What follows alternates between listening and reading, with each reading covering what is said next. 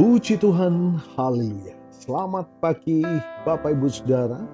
Salam sejahtera buat kita semua, puji Tuhan. Senang sekali kita dapat berjumpa kembali di pagi hari ini, di hari yang ke-76 di tahun 2026.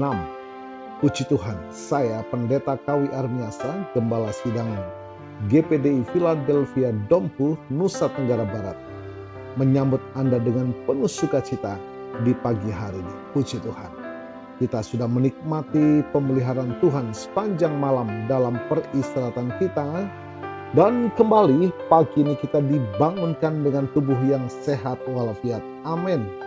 Terpujilah nama Tuhan.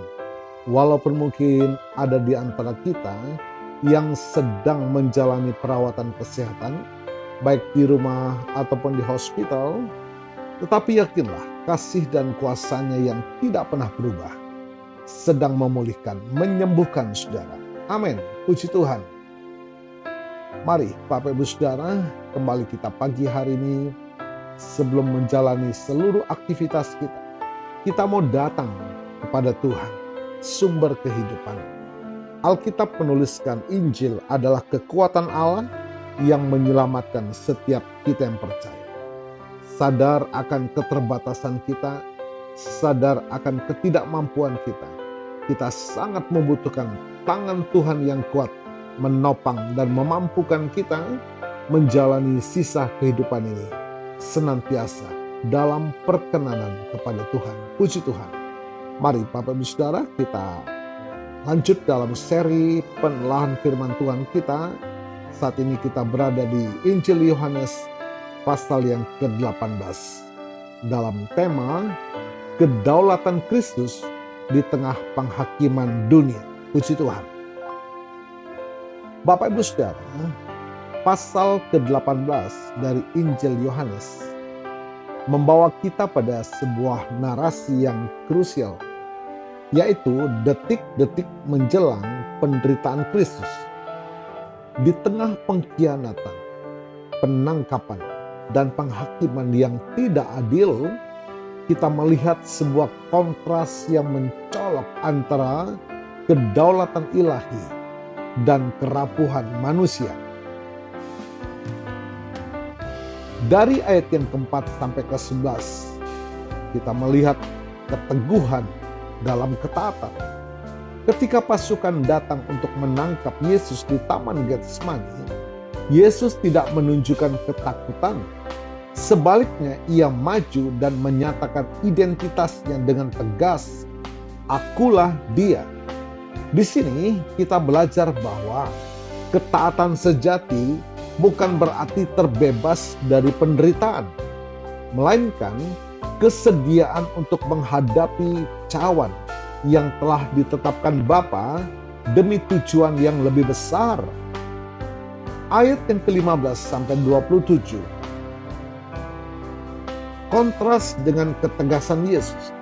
Kita melihat Simon Petrus yang terjebak dalam dilema antara kasihnya kepada guru dan ketakutan akan keselamatan nyawanya.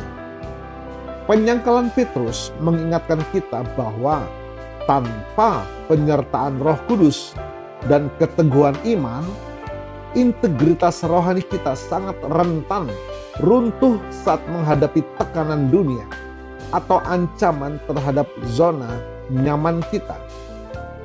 Nah, di ayat 33 sampai 37 dalam dialognya dengan Pilatus, Yesus menegaskan, "Kerajaanku bukan dari dunia ini." Ini adalah pengingat bagi kita sebagai umat percaya bahwa fokus utama kehidupan kita bukanlah mencari pengakuan atau validasi atau kekuasaan duniawi. Kebenaran yang diajarkan Kristus melampaui sistem politik dan sosial manusia.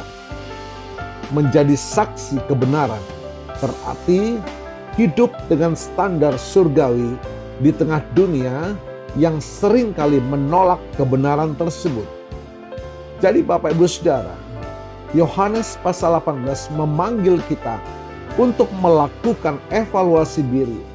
Apakah kita lebih sering menyerupai Petrus yang kompromistis karena tekanan situasi, atau kita berani meneladani Kristus yang tetap teguh dalam misinya.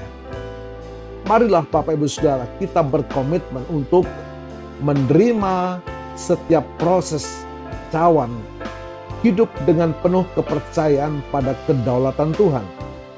Yang kedua, menjaga integritas iman meski harus menghadapi konsekuensi yang tidak mudah di lingkungan kita. Dan hiduplah sebagai warga kerajaan Allah yang senantiasa memihak pada kebenaran. Tuhan Yesus memberkati.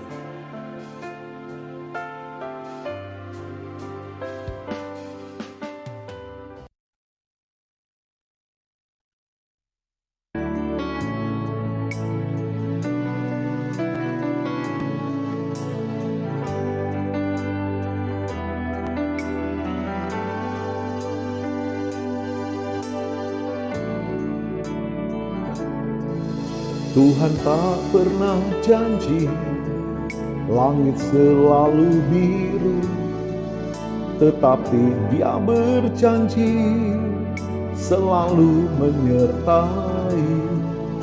Tuhan tak pernah janji jalan selalu rata, tetapi Dia berjanji berikan kekuatan.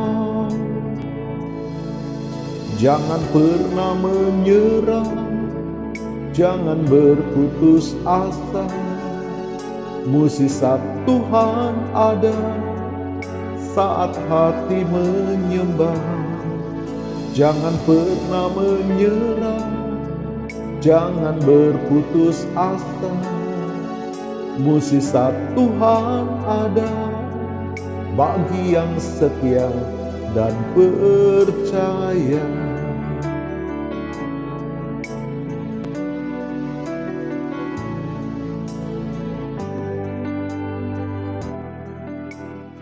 Bapa, terima kasih buat firman-Mu pagi hari.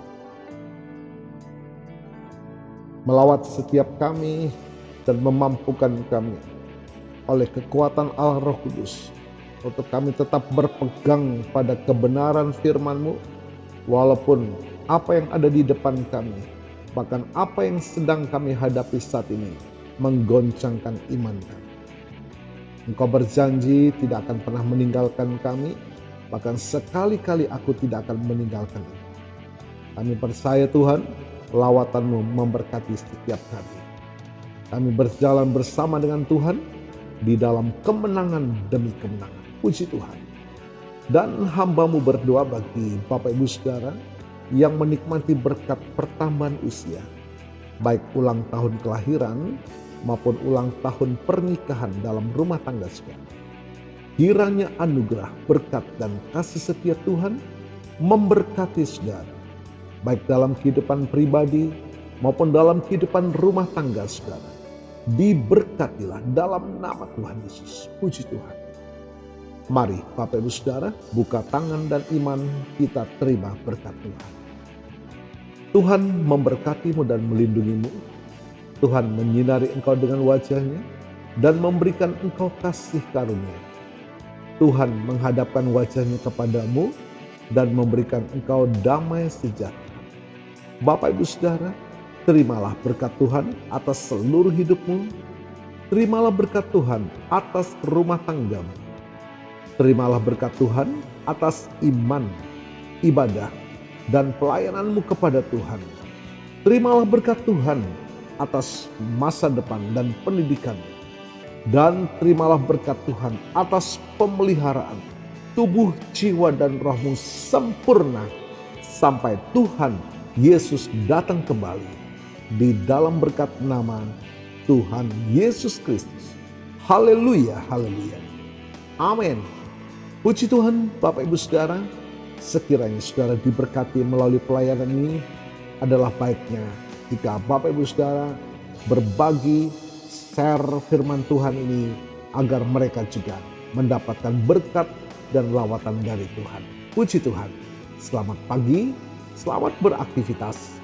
Tuhan Yesus memberkati.